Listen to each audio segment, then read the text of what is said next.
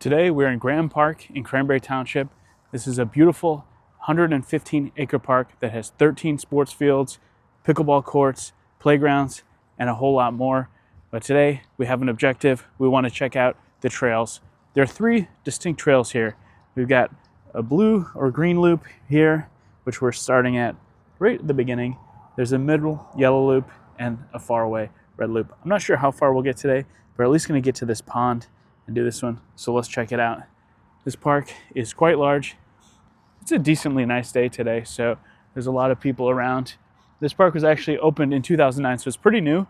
UPMC Passivant is a sponsor or owner or founder of the park, however you want to say. So they put some money into it. It's definitely a great staple of the area. And I actually have never done this trail, so let's see how it is. You'll notice throughout the park there are these bird towers, which are used for nesting birds.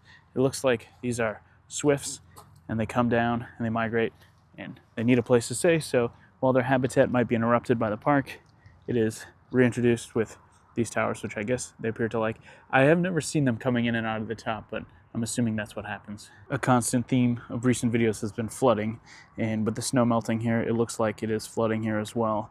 And there's pools of water all in the grass, which is pretty interesting. Just look at this field here. It's all covered in water. This is not a pond. It's just a grass field, but with all the snow that's melted lately, and we went from freezing weather, one of the worst snowstorms Pittsburgh's seen in a long time, to 70 degrees yesterday, maybe closer to 75. So this is kind of the result of that. Right as we're getting started, we found the Brush Creek Trail, and I guess this section of the trail is called the Brush Creek Loop.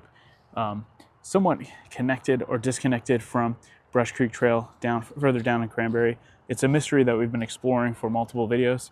But yeah, this last time we saw it, it was actually frozen, or the top was frozen, and you could barely see any movement at all. Today it's going pretty steadily. This is super interesting. There's this little wetland area here, and there's a sign about frogs, and there are a ton of frogs in here. I don't know if you can hear on the mic I'm using now. I'm going to switch it over in a second, but I hear tons of them just kind of croaking in the water. I don't see a single one, but I hear a lot. Let me switch the mic and see if you can hear them. All right, I switched over. Let me know if you can hear them. There's another sign here for crickets, and I can tell you I definitely hear a lot of crickets too. There's quite a lot of activity in these waters, these little wetlands over here. I actually found a little offshoot that goes from the path. It's this little gravel trail. You could hear Brush Creek just ahead, so I want to see what's going on over here. You could also hear the cars from the turnpike. If you're coming down the turnpike, you can see this park pretty clearly, so you might be familiar with it that way. But yeah, last time we were near Brush Creek, we could not hear anything. The water was barely moving. Today I could hear it from a distance. Yeah, it's really flowing good today. I don't know if you guys are someone who comes here regularly. Is this water level higher than normal? Does it always move this quick over here? Because on the other end, it doesn't seem to. We're gonna climb down. Let's not get any twisted ankles today. And we definitely don't want to get wet, but we do want to get close. And this is actually what makes this Cranberry area so nice. I mean, you've got, Target, Walmart, the big stores. You got all your shops, your restaurants. Even we have Meijer and Wegmans coming in here soon. But just in your backyard, you can have this as well, which is pretty nice. Can't really beat that combination. I do my best to try to avoid recording random people in my videos who might not want to be on them, but this will give you a good idea of how busy the trail is today. There's quite a lot of people out here. That dome over there is basically where we started, and you can see a couple of the fields here. The baseball field right here. There's one just on the other side of the fence there as well, and they kind of just keep going all the way down. We're coming up to the pond now, and there's actually some people fishing in it, so you're allowed to fish here. I didn't realize that. I know they called it the fishing pond, which is obvious, but I didn't know that you could really fish. They must have to restock these waters because I don't know where they come from. But there's a statue in the middle of what looks like an eagle. Let's get a little closer and check that out. Yeah, we've got a beautiful eagle perched up here. He's overlooking the pond. Perhaps he's hungry for a fish himself. Quite menacing looking, actually. It looks very tough. Many of these benches in the park have memorials or dedications on them. People who have probably donated the bench itself to the park in honor of a family member or friend, and you can see there's one right there, there's one there. They're actually all over the place. But yeah, we got this nice eagle statue we were just at. You go around the pond, and then over by this fence here, you can go right, basically going to another one of the loops, or go left back the way we started. I can see why they call it the Brush Creek Trail, because it basically just follows the creek, and there's a little bridge here. I think we can get under it. So I want to climb down here, see if we can make our way through some of this brush. Get it, Brush Creek. But yeah, it looks like I'm not the first one here. Someone else left their little tag. Ooh, there's a lot of little flies hitting me in the face right now, but we can definitely make it.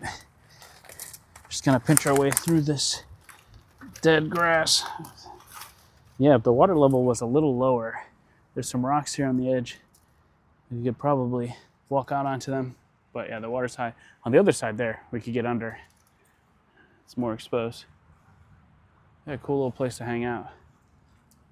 Just noticed this too. Here's the rules for fishing if you're curious. From the distance, I was wondering what this was for, and it's actually the Scouting Continental Plaza, and there's these murals around here that are honoring the Scouts, local troops, things like that. I wonder, this was probably done around the time the park was made, 2009. So this guy's like 30 years old right now. Comes back here and says, man, I remember doing that when I was a kid. From the pond, as you're heading back towards the front, it loops around and you more or less go in front of the fields. There's a pretty cool playground over here. I'll show you guys a little bit of it. I'll be a little cautious. I don't like doing what looks like filming other people's kids, because my day could turn a different direction if someone gets the wrong idea. But I'll give you an idea of this pirate ship because my son really likes it. Yeah, there it is. It's a pirate ship that you can climb on with slides and whatnot. Very cool with the kids. And I noticed just across it in this roundabout, we've got this mural here with these statues, Native Americans. I'm assuming this is the Seneca tribe who was big in these areas back in the day. See, there looks like might be a little sign here explaining what it is. Yeah, Seneca Village, as I thought. So you can read this if you like. I actually never paid attention to this before, but it's very interesting. There's this little baseball field here, and it is made of like that rubber, like bouncy turf material. No grass. I guess this is for like little kids in case they fall. It's not a very big field, but it's kind of cool. Never seen that before. This is super nice, and maybe this explains a little bit more. It's the Miracle League of Southwest PA, which is a baseball league for children with special needs. Helps them live their dreams of being on a team and playing sports, and this is a home field for them. I gotta say, they call a lot of parks community parks, but this truly is a park of the community. The whole way around, I mean, everywhere I walked, in one way or another, there was like these little plaques or little dedications to people who have donated to the park to make this happen. And I mean, it is loaded with people and companies all over the place. So truly a community effort to get this place here. I mean, just look at all these people. So we'll give thanks to one person. Who do we want to give thanks to? Thanks, Jonathan. And lastly, we have these pickleball courts. With the growing popularity of pickleball, a sport I don't truly understand. I'm assuming it's just like tennis, but on a smaller field. I'll say I came out here one day and there was a tournament going on, and they were really intense and really into it. Maybe one day I'll be a pickleball player. What do you guys think? And that, my friends, is the Brush Creek Trail Loop at Graham Park, a place that is friendly for families, for kids, for sports enthusiasts, and nature lovers. It's a little place for everyone, a community park, as we said. So if you've been here before, if you know about it, tell us some secrets and little things you should check out, because there's a lot here. I mean, there's even horseshoes. Anyways, I'll catch you guys in the next one.